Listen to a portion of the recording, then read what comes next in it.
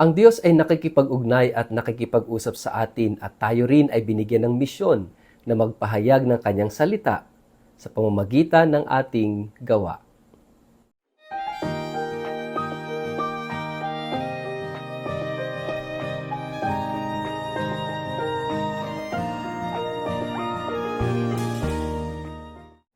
Ang mabuting balita ng Panginoon ayon kay San Marcos. At sinabi ni Jesus sa kanila, "Humayo kayo sa buong mundo at ipangaral ang magandang balita sa lahat ng tao. Ang sinumang sumasampalataya at mabautismuhan ay maliligtas, ngunit ang ayaw sumampalataya ay paparusahan. Ang mga sumasampalataya ay bibigyan ng kapangyarihang gumawa ng mga himala. Sa pangalan ko'y magpapalaya sila ng mga demonyo at magsasalita ng iba't ibang wika. Hindi sila mapapahamak kahit dumampot sila ng ahas o makainom ng lason, at gagaling ang mga may sakit na papatungan nila ng kamay." Pagkatapos niyang magsalita sa kanila, ang Panginoong Hesus ay iniakyat sa langit at umupo sa kanan ng Diyos. Humayo nga at nangaral ang mga alagad sa lahat ng dako. Tinulungan sila ng Panginoon sa gawaing ito. Pinatunayan niyang totoo ang kanilang ipinapangaral sa pamamagitan ng mga himala na ipinagkaloob niya sa kanila. Ang mabuting balita ng Panginoon. Let it light your way. Word of the day. Hear what God has to say. Mapagpalang araw po sa inyong lahat. Kumusta po kayo? Ang atin pong word of the day ay communicate.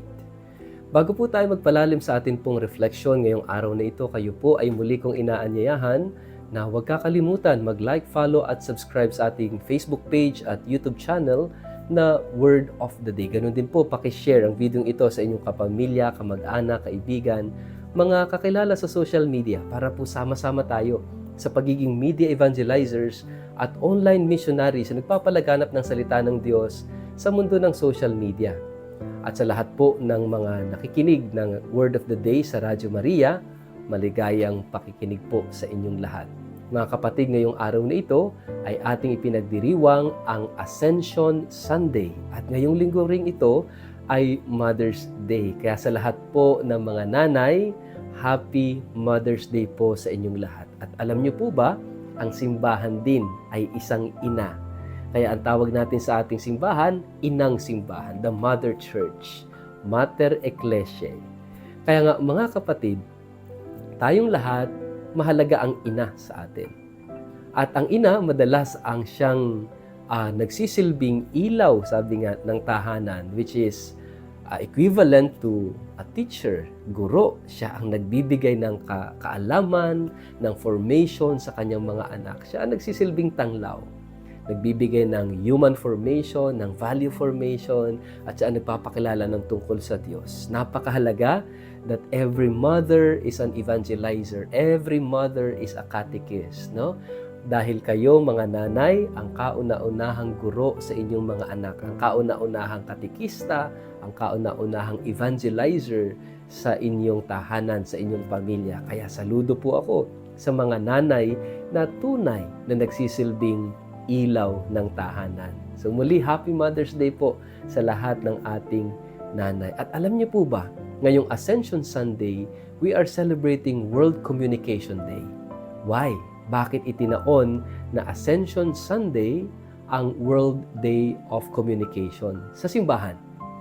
Dahil ngayong araw na ito ay binigyan ni Jesus ng mandato ang kanyang mga alagad, "Go to the whole world and proclaim the good news."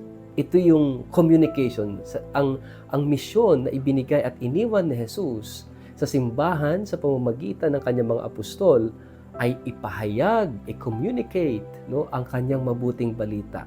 Proclaim the good news. At sabi niya, baptize them in the name of the Father, the Son, and the Holy Spirit. And behold, sabi niya, I am with you until the end of time. May pangako, no, na hindi tayo iiwan ni Jesus. Kaya nga si Kristo ay hindi niya iniwan ang simbahan mula noon hanggang ngayon. At ang simbahang tinutukoy dyan ay ang Iglesia Katolika, no? Ang mga alagad, dahil nasa simbahang Katoliko ang mga apostol ni Kristo. And Jesus will always be faithful to His words, no? Sabi niya, I will be with you until the end of time. At ang misyon na yan, no, ay iniwan ni Kristo sa kanyang mga alagad sa simbahan, at isinugo ang Espiritu Santo, no, para palakasin, patatagin ang simbahang ito, para ituloy yung kanyang misyon na sinimulan. Mga kapatid, we all have the mission to proclaim. Ang bawat miyembro ng simbahan, ang bawat Kristiyano, ang bawat Katoliko has the mission to communicate the faith, to proclaim the faith. Hindi lang sa salita, kundi maging sa gawa. Kaya nga, napakaganda rin ng Mother's Day because that is a very important role of every mother. But not only the mothers, no, but everyone, everybody in the church has that mission to proclaim, to communicate the faith. So napakahalaga, lagi nating tatandaan, sabi nga, you cannot give what you do not have. Hindi mo pwedeng i-communicate ang hindi mo narinig. And that is why sabi nga, di ba, faith comes by hearing.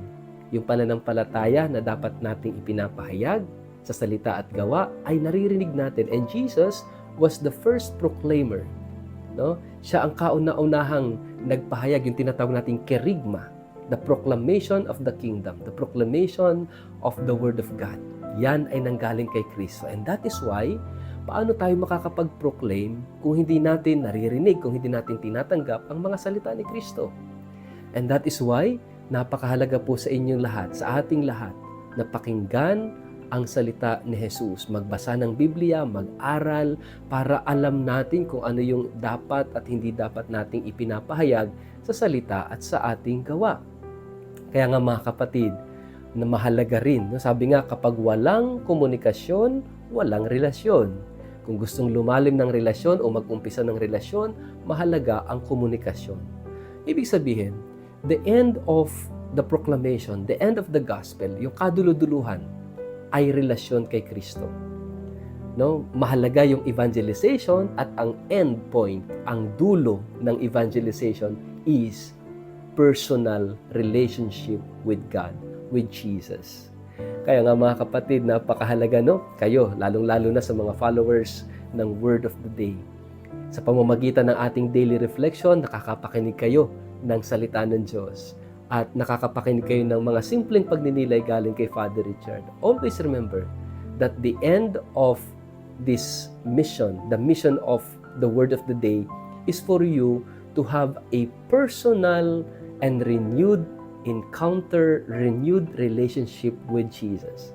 Ako po'y instrumento lang. Ang Word of the Day ay instrumento lamang para makarating sa inyo ang salita ng Diyos. Pero at the end of the day, ang pinakamahalaga ay ang inyong personal na relasyon kay Jesus.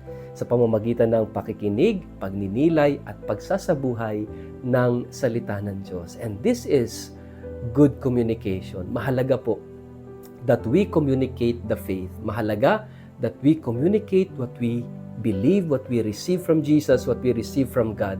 Kaya napakahalaga ng tuloy-tuloy na pag-aaral natin, tuloy-tuloy na pakikinig, at tuloy-tuloy na pagbabahagi ng salita ng Diyos sa ating buhay. Kaya nga palagi ko kayong inaanyayahan, huwag kakalimutan, no, hindi lang mag-like, follow at subscribe, kundi mahalaga na kayo, i-share po ninyo ang Word of the Day. I-share ninyo ang salita ng Diyos.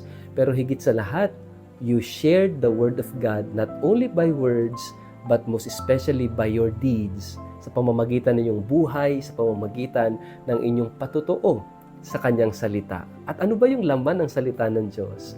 Ang laman ng salita niya ay buhay. Ibig sabihin, good communication is life-giving. Nagbibigay buhay, hindi sumisira. No, kasi tayo, kapag tayo nagsasalita, minsan, kung hindi man makapanakit, ay makapanira ng iba. Always remember that good communication is life-giving. It gives life and it builds relationships. It strengthens relationships. Kapag ang komunikasyon ay hindi nagbibigay buhay, nakakasira ito at nakakapagwatak-watak sa atin, that is bad communication. We are called to be good communicators. Good communicators, which means yung ating komunikasyon, yung ating pag-uusap ay nagbibigay buhay at ito ay nagbibigay lakas sa ating mga ugnayan, nagbibigay lakas sa ating relasyon. Kaya nga mga kapatid, no, isang patunay na tayo ay good communicators if we are able to build relationships, if we are able to strengthen relationships. Mga kapatid, ito'y tungkulin ng bawat isa, hindi lang ng mga nanay. Kaya nga tayo sama-sama magdasal to be good communicators, lalong-lalo na ito yung hamon ni Jesus sa ating lahat. Sa ngalan ng Ama at ng Anak at ng Espiritu Santo, Amen. Ama naming Diyos, kami ay tulungan mo na maging mabubuting tagapagpahayag na iyong mabuting balita. Nagtataguyod ang pagkakaisa, pagmamahalan at pagbubuo ng sambayanan. Samot dalangin namin ito sa pangalan ni Jesus na iyong anak. Amen. Pagpalain po kayo at ingatan ng makapangyarihang Diyos, Ama at Anak at Espiritu Santo. Amen.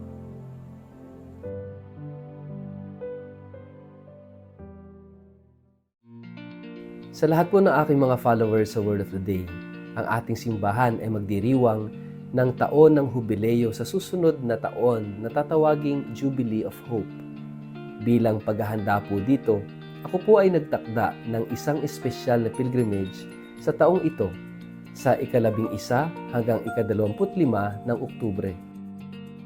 Maliban sa pagbisita sa mga kilalang syudad sa Europa tulad ng Paris at Lyon sa bansang France, sa Rome, Milan, sa Venice, sa Florence, Pisa at Assisi sa bansang Italia, ang pilgrimage na ito ay may natatanging katangian.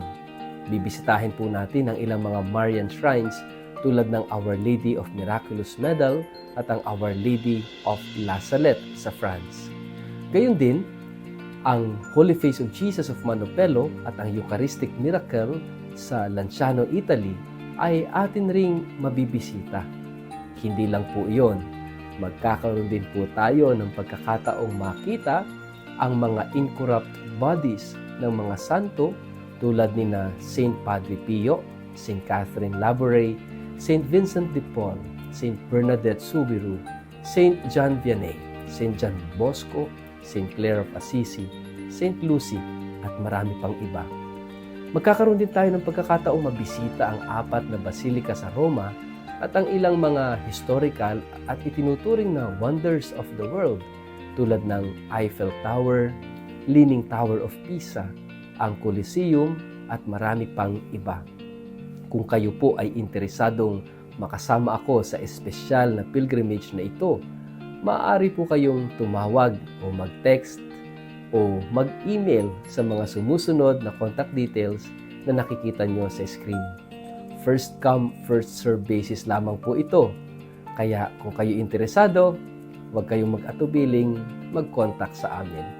Maraming salamat po.